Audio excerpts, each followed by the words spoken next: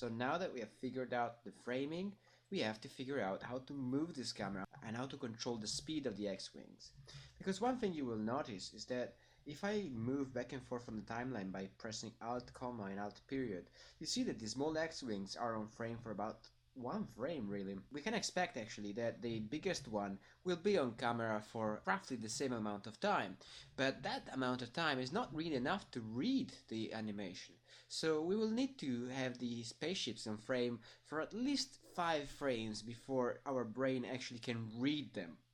So let's find out a way to animate the X-wings at a speed that looks quick, that looks high speed, but still is something that we can frame easily and something that we can read easily as an audience.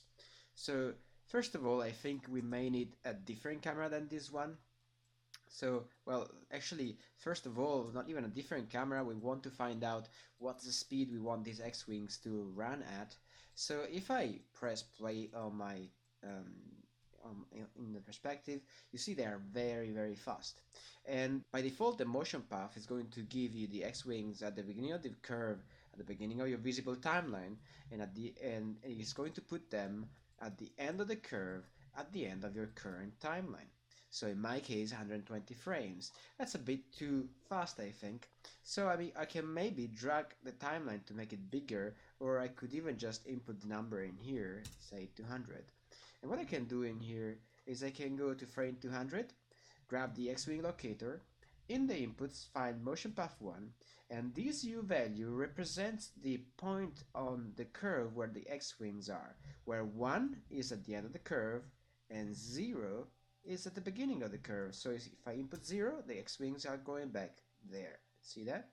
So one thing that I can do in here is I can maybe delete the key on 120, go to frame 200, and I will give it, let's say, 0.55, much slower if you think of it, because they have less distance to cover, and at the same time it also takes them longer to do that. So if I press play now, the X-wings, you see, are a bit slower. The first thing to figure out in general is to find out the speed of your characters. In particular, when you're working on a movie with this kind of vehicles, you should have you have a tool that gives you the indication of the speed of the miles per hours. But even then, you could end up cheating the speed quite a lot, in fact. You will find out that animating the camera and have the camera frame them is going to be not particularly easy. And also, let's see how long they stay on frame. 1, 2, 3, 4, 5, 6, 7. That's kind of cool. I think that could work. Just press play to see what's the speed. And I think this is sort of okay as a speed. It's not too slow, and it still feels quick, but it feels like we can see them passing by. So that could be okay-ish. We could even have them be a tiny bit slower in my opinion. So I will grab the X-wing locator, click on the motion path again, go to frame 200, and maybe make them cover less distance, say 0.52. The important thing is that they clear the camera frustum enough not to be a problem, so I can even lower this thing to 0.50. Let's say 0.51. There you go. So now I will check how long they spend on frame with this camera. So they spend 1, 2, 3, 4, 5, 6, 7, 8, 9, 10, 11 frames. So now it's much more readable if you think of it, and they still feel like they're going quite fast. By the way, one of the reasons why after changing the U value I didn't have to right click and key selected is because I have auto key enabled down here now. So now let's go back and let's fix the camera animation. The problem with vehicles which are flying very quick in camera animation is that cameras are very difficult to handle unless you have some dedicated setup. For instance, if let's say that this is the end frame of this camera, that's when the camera should stop really. So I can set a key, press S on the camera on 174, and then earlier on during the animation I could just rotate the camera and frame the X-wings up and press S again.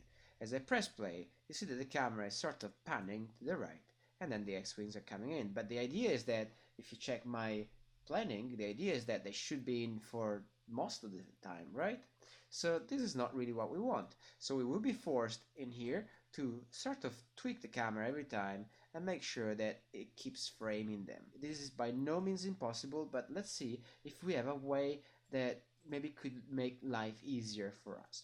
So what I will do instead is I will delete the animation on the camera. So if you have any red channel in here, you just select them all, right click and break connections. That will delete the animation on the camera. And then I will create a new type of camera, create cameras, and it's called camera and aim and up.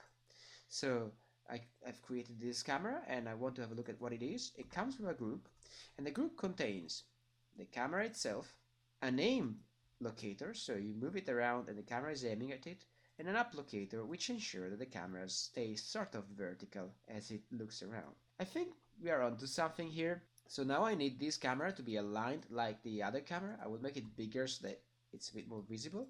To do so, it's very easy. I just select the other camera, set a key, and then I right click on the key, copy, grab the camera group itself, right click, paste, and paste. And now the two cameras should be aligned and should be looking up at the same position. This camera now is a bit too big, so I will just scale it down a tiny bit. There you go. So there you go. Now I have my camera in there. So the other camera I don't really need right now, so I will just hide it in the outliner. Now I have an aim and I have an up vector. So this guy, the up will always ensure that the camera stays straight and doesn't twist. You can see the camera by clicking on panels, perspective, camera 2. See what happens if I move the up vector. While the aim locator will aim at stuff. I guess one thing that we want to do maybe is to create another locator, say here.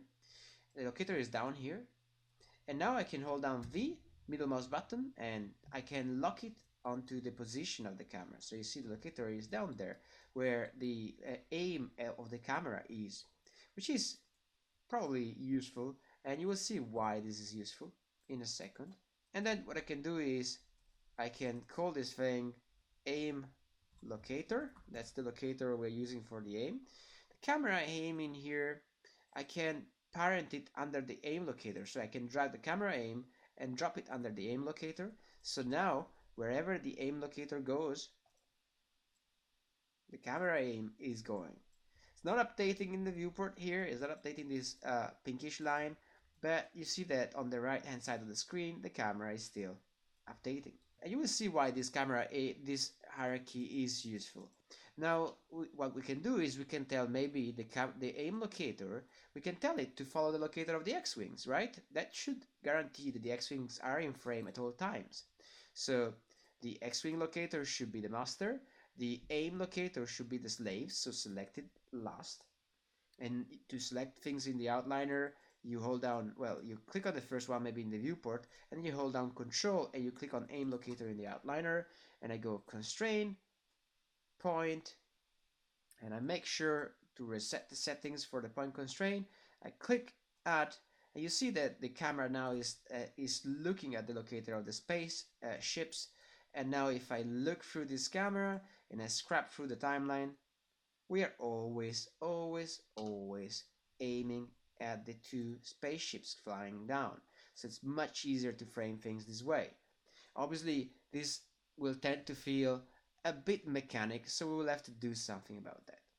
Now, the one thing I think we need to also understand in here is that this is changing our initial framing.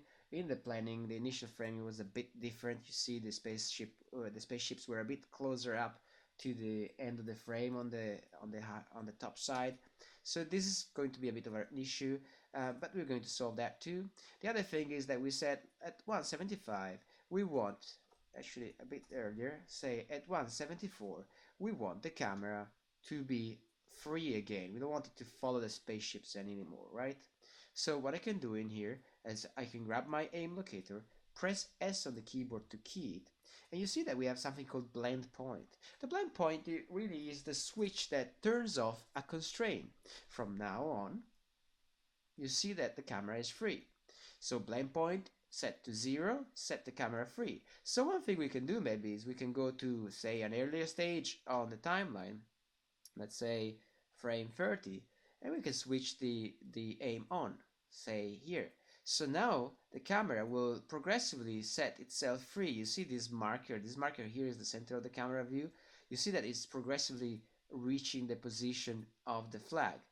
So it will gradually set itself free. I can shift left mouse select the key and move it to the right hand side just to make this transition a bit faster.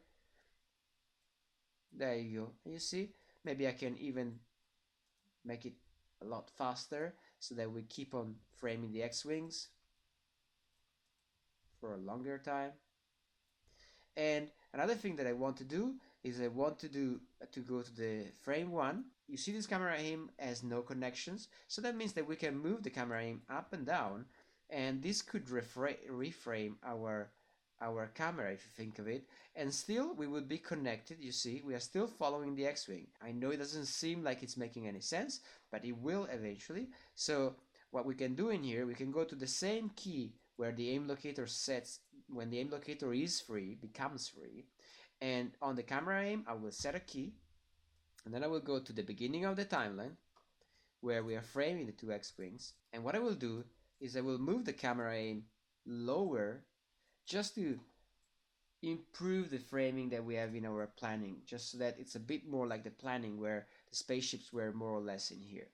So now if I press play, the camera aim will progressively move from the position we set for it to the end position we have at the end in here, and the aim locator will go from following the two X-wings to be free. Let's see if that works. There you go. Maybe we'll make the transition for the aim locator from, I will make it a bit faster, so I will just make it happen a bit later so that we keep on framing the two X-wings. There you go, that maybe work. Now we'll press play, and I want to see how this looks like. So the camera is nice and smooth, and it frames the two X-wings there. I think we need to have a video showing this thing just to see if the timing is correct. So I will just hit right click on the timeline, options of Playblast. I will make sure, if you cannot do MP4 like I can't on this machine, you will have to install QuickTime. If you have only AVIs, I will set the encoding to the IYUV codec, and then I will hit Playblast and render out.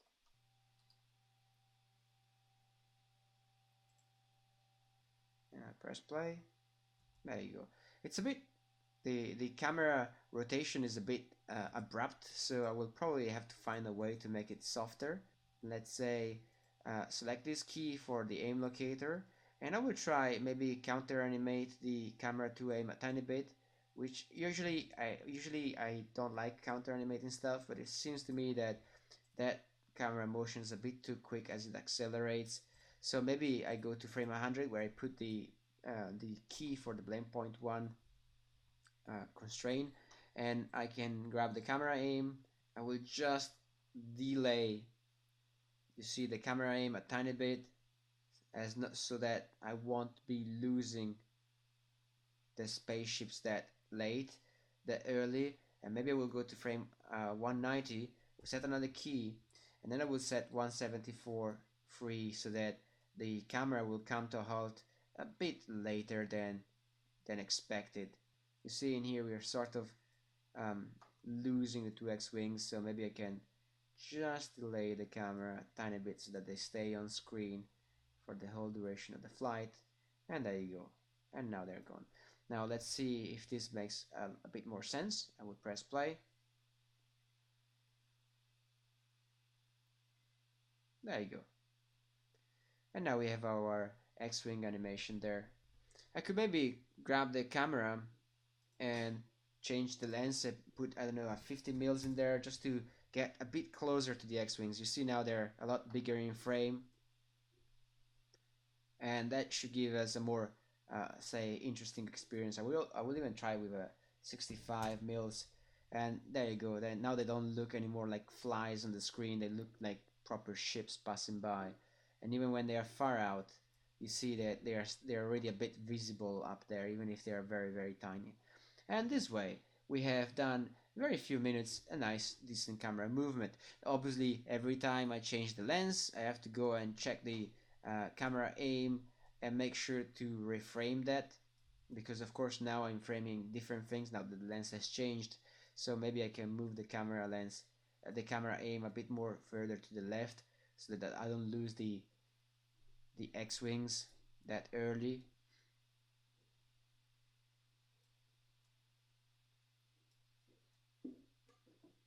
And that means that maybe I can get to the last key now a bit faster as well. There you go. Now I will press play to check the result. And you see that gives you at the same time the ability to chase the X-wings as they fly because of the aim locator following them, while the camera to aim locator is giving you the ability to readjust the framing so that you're blending effectively two different motions on a single camera, while the camera up is making sure that we stay with the camera vertical more or less. There you go, and that sorts it.